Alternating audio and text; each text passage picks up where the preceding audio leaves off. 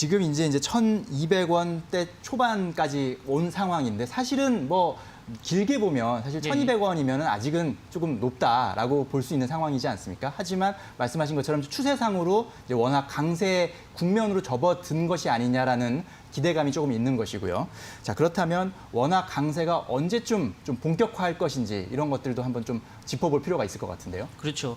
제가 조금 전에 말씀드렸지만 원화 가치와 외국인 순매수가 동행하더라라는 말씀드렸는데 그러면 외국인들이 어느 정도 원달러 환율이 돼야 우리나라 원화가 강하다고 생각하는가? 그렇죠. 그건 이제 과거 추세로 살펴보면 통상 1,200원 밑으로 내려와서 1,100원대는 가야 적어도 외국인들이 아 원화가 강해졌구나라고 생각하고 주식을 사 들어가기 시작하더라라는 거죠. 그래서 그렇죠. 지금 이제 1,200원 그 거의 이제 말미까지 와 있고 이제 1,100원을 노리는 상황인데요.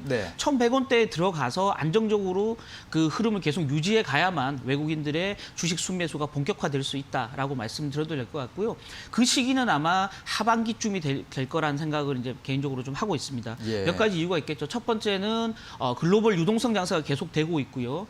전 세계적으로 유동성이 굉장히 풍부하기 때문에 이제는 달러화만 가져야겠다라는 보유 심리가 굉장히 약화되고 있다라는 게 첫 번째 이유고요. 그런 면에서 보면 달러화는 지속적으로 좀 약해질 가능성이 있다라고 말씀드려도 될 것 같고요.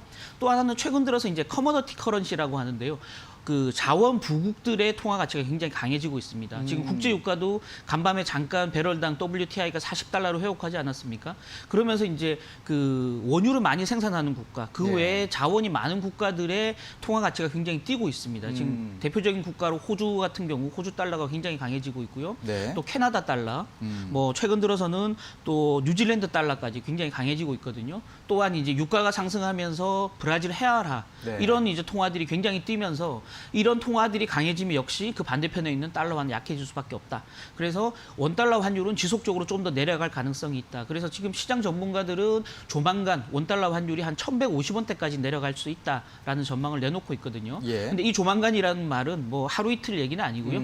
하반기에 쭉 지속적으로 지금 이제 한 7월 1일부터 12월까지 추세적으로 1,100원대를 유지하면서 가장 많이 내려갈 때는 한 1,150원까지 내려갈 수도 있지 않겠냐라고 보고 있다는 거거든요. 그런 면에서 보면 외국인들은 한 하반기가 시작된 한 7월, 8월쯤이면 저희가 원래 당초 예상은 한 가을쯤이 돼야 들어올 거라고 예상했지만 실질적으로는 한 7, 8월부터는 유입될 가능성이 있다.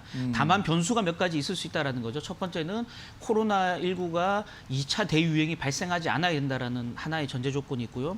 또 하나는 아까 잠깐 언급했던 미중 간의 무역 전쟁이 추가로 격화되지 않아야 된다는 그 변수가 있지만 그 두 가지가 크게 악재로 작용하지 않는다면 원달러 환율은 조금 더 내려가고 외국인들의 매수세는 하반기부터 본격적으로 유입될 수 있다라고 말씀드려도 무방할 것 같습니다. 그렇군요. 원화 강세 본격화 시점이 한 하반기 정도면 진짜로 나타날 것 같다. 다만 변수는 이제 코로나19의 2차 대유행 그리고 미중 무역 전쟁 이것이 이제 변수라고 짚어주셨는데 그런데 제 생각에는 오늘 아침에 또 하나의 변수가 나온 것은 아닌가라는 생각이 들거든요.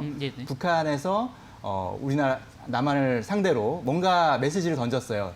대남 사업을 대적 사업으로 전환하고 이제 모든 남북한 간의 통신을 끊겠다라는 얘기를 했거든요. 그렇죠. 이런 부분들도 역시 지정학적 리스크 또 원화 가치에는 상당히 좀 악재가 될 것 같은 느낌이 드는데요. 맞습니다. 사실은 이제 트럼프 취임 이후에 미국과 북한 두 나라 간의 그 대화가 가파른 속도로 전개되면서 한동안 우리나라에서 지정학적 리스크라는 단어는 좀 사라졌지 않았습니까? 근데 기본적으로 지금 북한 같은 경우는 트럼프가 미국 대선을 앞두고 북한을 더 이상 레버리지로 활용하지 않으려는 움직임을 보이고 있고요. 철저하게 북한을 외면하고 있기 때문에 북한 입장에서는 미국에 대해서 계속 메시지를 던져야 되는 상황이거든요. 그래서 지금 한동안 이제 공동 연락사무소 남북 북한에서는 북남이라고 하는데요. 남북 연락사무소로 이제 그 통신을 끊었다가 오늘 같은 경우는 이제 청와대와 그 노동당 중앙위원회를 연결하는 직통 라인까지 모든 라인을 다 끊어버렸거든요.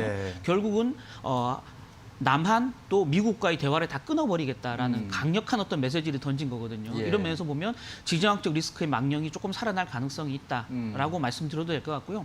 반대로 이제 또 하나의 오늘 새벽에 나왔던 뉴스가 이재용 삼성전자 부회장의 불구속 얘기가 있었거든요. 물론 이제 재과는 법원이 판단할 문제지만 적어도 투자자 입장에서 보면 투자자는 냉정하거든요. 투자자 입장에서 보면 우리나라 대표 주식인 삼성전자의 수장이 감옥에 가서 사라진다. 네. 총수가 부재한다라는 것보다는 총수가 존재하는 것 그 자체가 상대적으로 리스크가 적은 거거든요. 그렇게 본다 그러면 삼성 리스크는 좀 덜었다. 예. 외국인들이 보기에는. 네. 다만 북한 리스크는 커졌다. 그래서 이 둘 사이에 어느 정도 상충 효과가 있는지는 좀 더 시장을 지켜봐야 될 문제다라는 말씀 드리고 싶습니다. 그렇군요. 네. 간밤에 나온 소식이 우리 시장에 상당히 영향을 줄 수 있는 큰 두 가지 뉴스가 네. 나온 것 같습니다.